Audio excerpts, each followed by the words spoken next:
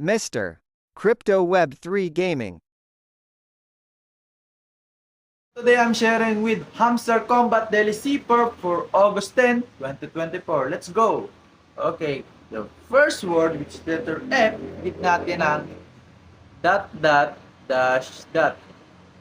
Okay, and then for the second word which is letter A, need natin ang dot dash. And then for the third word which is letter U, need natin ang dot dot dash. And then for the fourth word, which is letter C, din natin ang dash, dot, dash, dot. Okay. And then for the fifth word, which is letter E, need natin ang dot.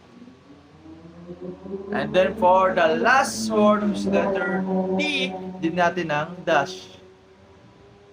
There we go.